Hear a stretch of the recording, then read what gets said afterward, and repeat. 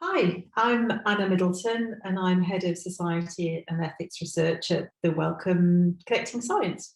And I'm going to talk to you about a global public attitude survey that we've done recently towards genomic data sharing.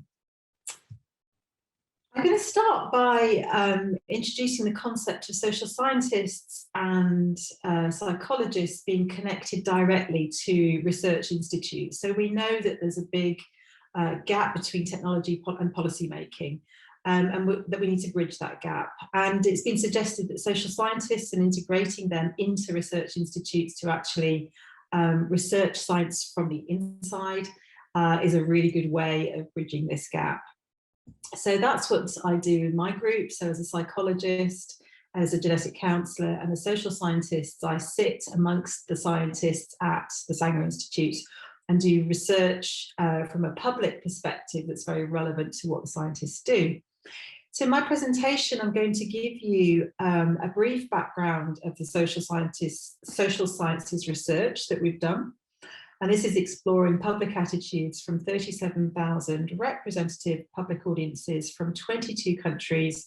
And we translated our survey and gathered data in 15 different languages. So it's a really large global study. I think it's probably one of the biggest in the world on this issue of genomics and data sharing. And I'm going to share with you some of the findings from public views about trust, basically, and what inspires public audiences to be trusting of the whole genomic data sharing process. So I'm going to take a step back and actually explain why genomic data sharing is at the heart of genomics research, clinical practice, anything where genomics is being used in a clinical research setting. It relies on large data sets. So if we were to interpret the meaning of what could be perceived as a pathogenic variant in this little girl, we would have to compare her DNA to the DNA from thousands, hundreds of thousands, ideally millions of other people, their data sitting in databases around the world. And those people, some will be old, some young, different ethnicities, some well, some ill. And that is, we need that whole, a very, very eclectic mix of data so that we can work out if the variant in this little girl is likely to be pathogenic or not, and how is it going to play out in her, because we can look at how it's played out in other people. So genomic data sets form the heart of genomics, basically. We need this enormous volume of data to make comparisons between people. And at one point in time, the data points in those data sets belong to a person who made a choice to donate their data for research, for clinical practice, for biobanking, for whatever, something to do with genomics and genomic testing. Genomic and health data sharing is big business in terms of there is a lot of it going on, but also it is very lucrative. Data is sold, it is shared between non-profit organisations, it's shared between for-profit organisations, and there's a whole mission across the world to free the data, because we do need to be able to access large data, very diverse data sets in order to be able to work out the meaning of an individual variant, and to really figure out the patterns across populations that show the links between disease, health, DNA and environment. So we need these large data sets, and there are organisations that are there really to exist to enable data sharing to happen. So I'm going to tell you about a social sciences study that we did to explore what awareness the public have across the world about the situation in terms of genomic data bouncing around the internet every second of the day being accessed by different people. So what do public audiences know about this? How familiar are they? What do they think about their data joining the grid? What do they feel about the fact that data is de-identified or anonymized, and the fact that actually it is still possible to identify people, even though we promise that we'll look after people's data. No system is 100% foolproof. And so we can't actually overpromise. What do people think about that? What do they think the risks are, the benefits? And what do they feel a trustworthy service looks like? So yeah, we've covered a lot of different countries across the world, gathered data in their different languages, and I'm going to share with you the study. So this is the survey, and this is the Urdu, Japanese, and Arabic translations.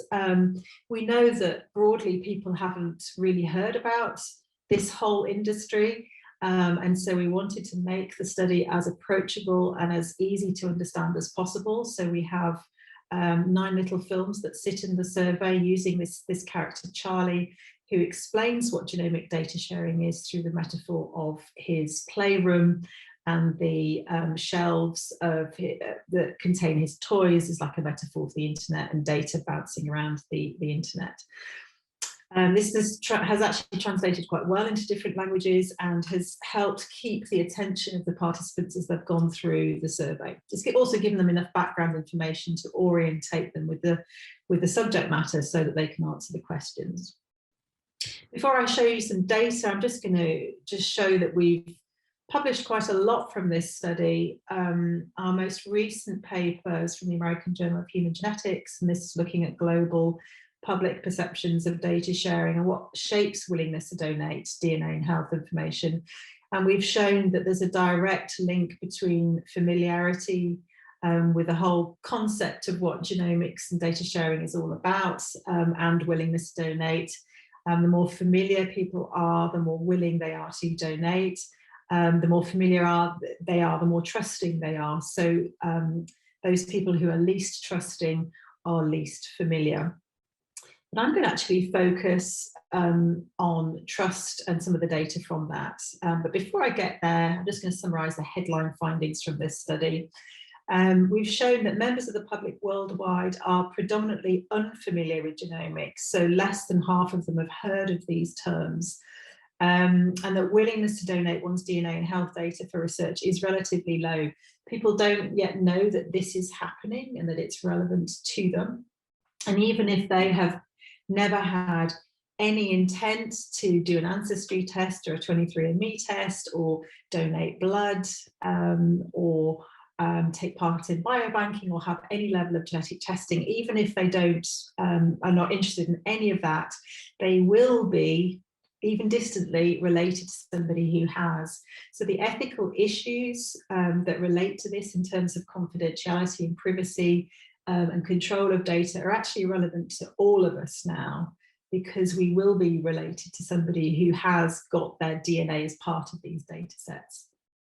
So this is why there's an urgent need to bring public up to speed with these issues, hence exploring where they are at the moment with this research.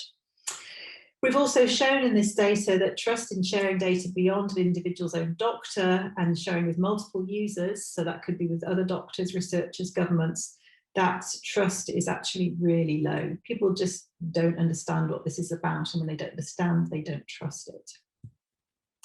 So I'm going to just focus on trust. So we know that trust and data sharing go hand in hand. It's thought to shape our attitudes towards genomics and intention to participate in research. And where trust is absent, the social license and mandate of researchers and clinicians to obtain and distribute data may be lost. So if people aren't trusting, then that they are quite dangerous in that situation. We could be heading for a PR disaster if they feel that they want to complain and be upset and angry about this process. If they're fearful, we need to be able to demonstrate why data sharing is absolutely paramount, and this is for really unpicking the links between genetics and health and disease and environment, and figuring out more understanding about human health. And we need people to be on board with that and to be able to make choices about that and understand the ethical issues that are linked to it. We're sort of at this tipping point at the moment in society where we need to decide, are we in or are we out with this? Because it's happening. There is a lot of data that's exchanged and shared at the moment. You know, we need to know what's going on so that we can have a voice in policy around it. Okay, so I'm going to share with you some of the actual data. So this bar chart here looks at the percentage of people in each of these different countries trusting an organisation or an individual with their DNA and health information. So along the bottom, we've got the different countries in alphabetical order, and you can see we start with Argentina and Australia, and we end with United Kingdom and United States. And so this question is asking people, do you trust your own doctor with your DNA and health information? And so aside from Egypt, where trust in one's own doctor is quite low there, most, across most countries, most people trust their own doctor with their data. And then I'm going to add some bars into this chart as we change the different actor and stakeholder who's asking for data. So trust in one's own doctor is high, relatively high across the world. When we say, do you trust any doctor in your country, the figures start to drop. So aside from India, most places, the people are saying, they don't trust just any doctor, but they do have a personal relationship with their own doctor who they know and they see regularly, and they have a good relationship there, but not just any doctor in their country. And if we bring in the non-profit researchers in your country, trust is not as high as trust in one's own doctor, but similar to trust in relation to any doctor in one's own country. You can see something different going on in India here, where people are more trusting of non-profit researchers than other places in the world, which is interesting. And if we bring in the for-profit researchers or the company researchers in India, trust is still quite high with them. And our Indian collaborators explain that by saying the commercial provision of healthcare is deemed quite favourably amongst people in India, whereas the state-run health services are often seen as behind the times or not clean, or you don't get as good service. So there's quite a high trust in companies in terms of healthcare and genetics in India. But across the rest of the world, trust in individual companies in one's own country starts to decrease. It's quite different, moving between these different actors. And then if we bring our government in as the last option, you can see, not many places actually trust their own government with their own data, aside from China and India, where people actually feel that the state looks after them. Okay, so that gives you a sense of that trust is not uniform, and that the person who asks for your data is actually very relevant in this exchange. And of course, we can't be getting data only through one's own doctor, because doctors are completely overrun as it is. So never mind, to add in recruitment for research studies or for databases at the same time as doing a health consultation. But this does say something about what, how important the relationship is between the person giving data and the person asking for data, in terms of whether people actually feel okay about that or not. Okay, so what can build trust? When we talk about trust, it puts the onus on the public to be more trusting. But if we spin that around and put it on ourselves as researchers and academics and scientists and clinicians, what can we do to authentically communicate trust and to be seen as trustworthy? And of course, we have to be authentic in that, and we have to be trustworthy. But what does trust look like to members of the public? So we asked, what information would help you trust the people asking you to donate your information? Is it transparent information about who will benefit from the process? how they will benefit personally, professionally, commercially. Is it a website that clearly explains the pros and cons?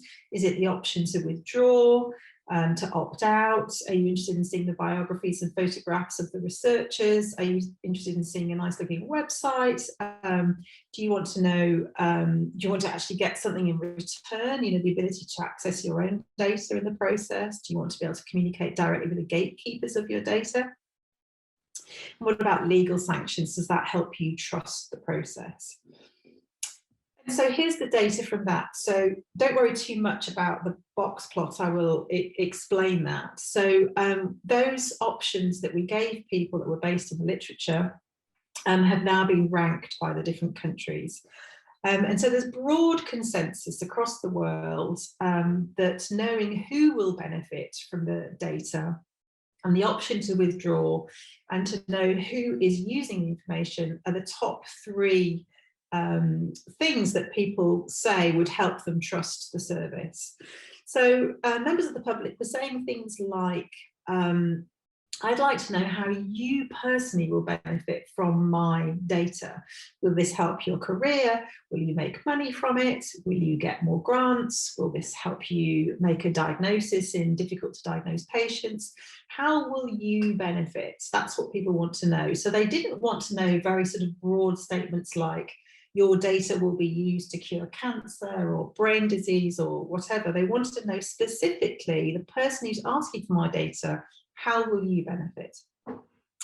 And so you can see the box plot right down at the bottom, the biographies of researchers really of no interest to anybody, website on the pros and cons, direct communication with gatekeepers. People really weren't that interested in that, but they wanted to know about who will benefit from my data as the most important thing for showing that a service was trustworthy.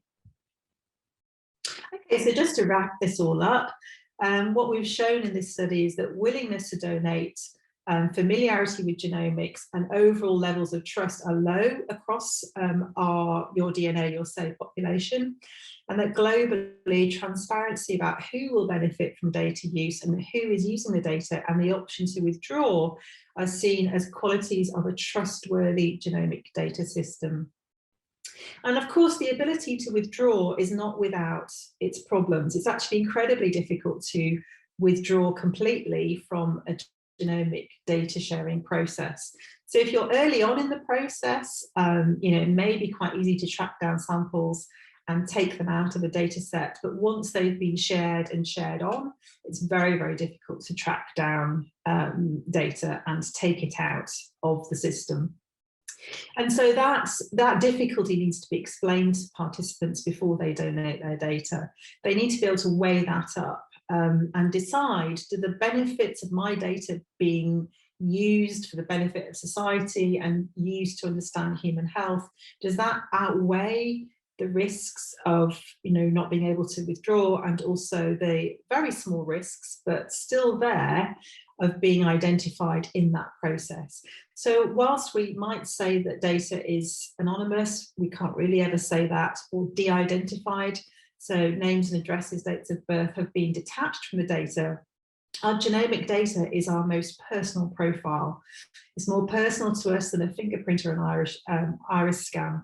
And so it will always be possible to be able to identify us, particularly if we have rare variants in there from our genomic data, and particularly if we have other information about us online.